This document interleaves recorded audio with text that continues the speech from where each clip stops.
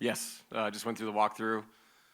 Game time decision, obviously, but he fully was part of it, the game plan, both sides of the ball. So if Aaron can play, he will play, just like Mike has throughout these playoffs.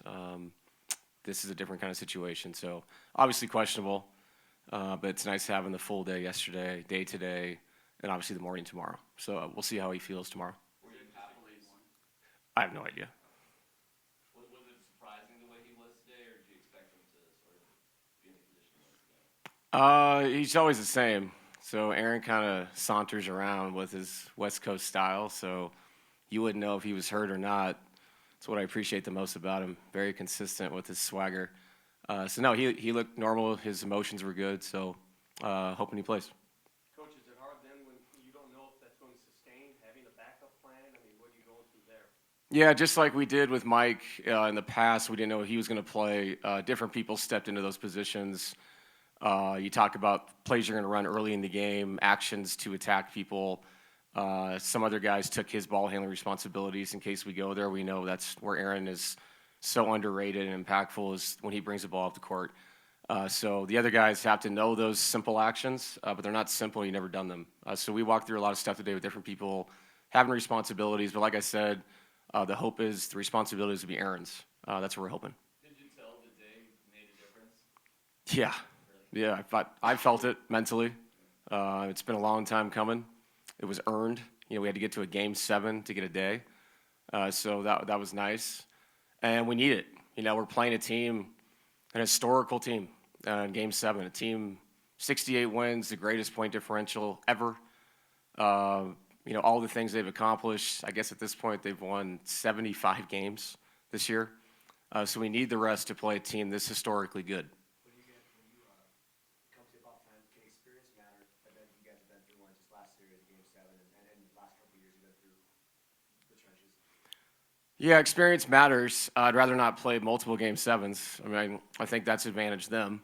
But yeah, like the feeling of, I said it the other night, like the feeling of what could happen the first 4 minutes of the game, 6 minutes of the game, whatever it is, we felt it. We've had big leads in game 7s and lost games. We've hung in game 7s and won them late.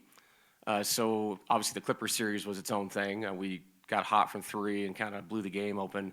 So we've been through all the different scenarios you could go through. I think that does help you. But again, they're the number 1 seed. Like they're the team that's done all these things this season. So we got to do what we've been doing in this series outside of the last game. We got to hang early and then rely on our chemistry and the fact that we've been around each other for a long time. That's where experience can really help you. What do you think will be the key factors for how to win this game? Don't turn the ball over, defensive rebounding, and taking the first hit. And I've said this, I'm not trying to sound smug or it's not just the first hit. It really is like 3 punches to start, man. I mean, if Caruso doesn't start tomorrow, which they could go any way they want to, when he comes in, it's a different game.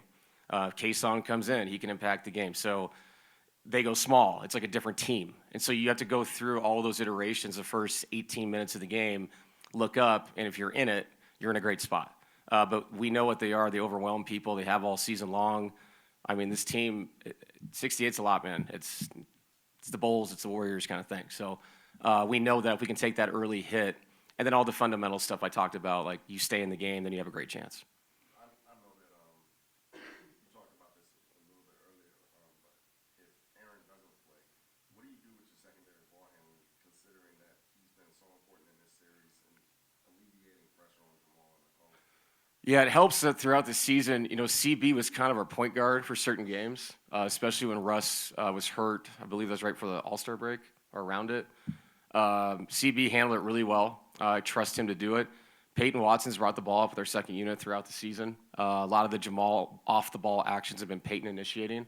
And so, yeah, Aaron is a special player when he initiates. But I think our guys have had repetition. And sometimes this is what life is. Opportunity comes sometimes you don't want it to come. And if he can't go, we have trust in those guys. They get us into actions we need to get into. We're a team. Those guys have seen what the responsibility means, and I think they can handle it. How much do you think going into a game 7 there are still adjustments on your end, not theirs, but on your end, versus everybody knows what's going on in the series? Yeah, I think it's weird. You almost go back to early in the series because both of us are looking at the totality of the 6 games and what worked and what didn't, what you can go back to. There was a couple ways they attacked our zone that was a little bit different. And then for us offensively, it's like you're just trying to get better, even though it's the last game. There's still like these incremental steps as you go through the series of attacking the different coverages they've shown us. Obviously, with the depth of their team, they've had different lineups in that do different things well.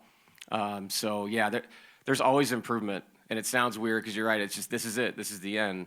But to win a game like this, you have to keep getting better day by day, and that's the most important thing going into, the final game of the series.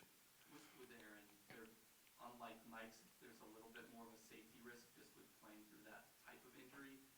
Is there a benchmark that he needs to get to by a certain point pre-game tomorrow to feel like it is safe for him to play on that, and as opposed to just playing through it because it's a game 7? You know what? I coach, so I'll show up tomorrow if they say Aaron can play. Obviously, they'll do whatever they have to do for the safety of a person. But yeah, I don't know. I'm sure the hoops are probably smaller because the game's coming so quickly. It's not a thing where he's has 3 weeks to go through it. So it'll probably be his comfortability along with the medical staff's, advice on what he can and can't do. Like I said, if they say he's available, he will start. You guys have been playing this series. How has that changed Nicola's responsibilities defensively, and just kind of overall, how impressed have you been with what he's been able to do on that end? It makes you, bigs are always in charge of communication. The zone is on a whole nother level of communication. I don't think people realize, watching Bam in Miami, the responsibility of not being part of the actual play that's going on, but you are the person that's kicking people left and right. And we're wanting the guys to be up the line and aggressive and take away passing lanes and all these things. Well, you have to have a really high IQ to know when maybe I have to full rotate to the corner. Maybe I can kick somebody back out. You're constantly scanning the ball. Where the ball goes, you go. So not just him. I think Aaron's been good in that spot.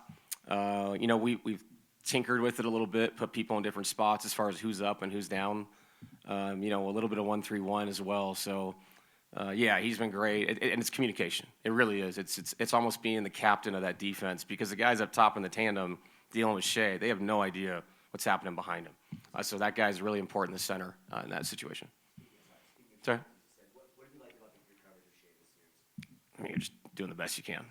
He's incredible. Just trying not to let him get to his spots is easy. He's so old school. He's so, the Kobe kind of thing where if he gets to a spot, it doesn't matter how good a defender is on him. It doesn't matter. He can rise up, shoot it, create separation how he does. So it's just trying to beat him to his spots in a way. And if that takes 2 people, fine. If it takes 3 people to shrink, fine.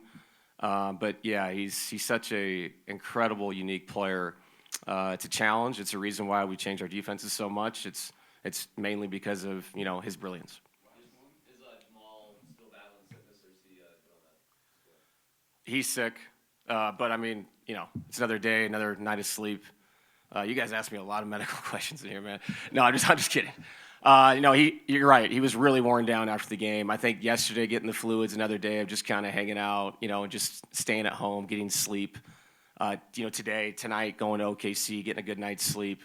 You know how it is with a sickness. You kind of just slowly, incrementally feel better. Plus, these guys will load him up, man. He'll be finally ready to go. He'll be sweating out a lot of things. So, yeah. Thank you, Coach. Yep. We'll get Peyton Watson in here right Thanks, now. guys.